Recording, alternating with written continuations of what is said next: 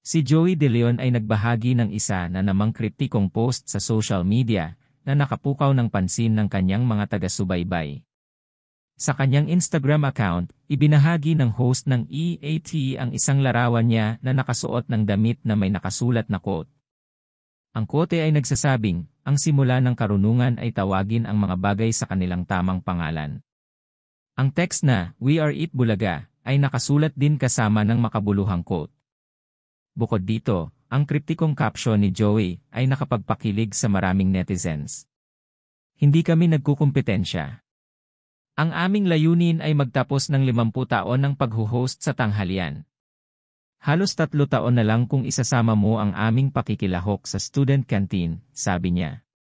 Counting tiis Nick, konting tiis na lang. TVJ, dagdag pa ng veteranong komedyante. Si Joey De Leon ay isang kilalang aktor, komedyante, at host sa telebisyon sa Pilipinas. Siya ay miyembro ng comedy trio na Tito, Vic at Joey at gumawa na rin ng ilang comedy movies at TV shows.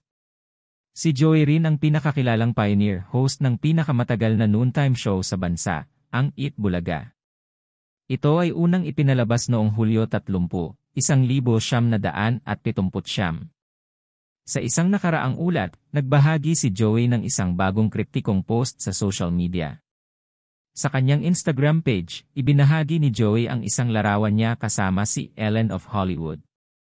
Si Ellen ay isang karakter na ginawa gamit ang artificial intelligence na nagpapaalala sa mga contestant ng ETS Gym 5, laro ng mga henyo, tungkol sa mechanics ng bawat round.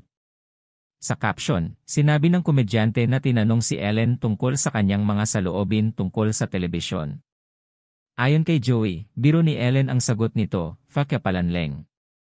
Sa isa pang post, nagsalita ang komedyante tungkol sa titulo ng It Bulaga muli. Ayon kay Joey, masaya siyang lumikha ng titulo. Inilarawan din niya ang kanyang tapat na reaksyon na may mga partido na nag-aagawan para sa pagmamay-ari ng titulo. Nagpahiwatig din siya ng nakakaintriga, happy problem. Abangan. Joey De Leon, konting tiis na lang. Thanks for watching. Don't forget to subscribe, like, share and ring the notification bell. Thanks again.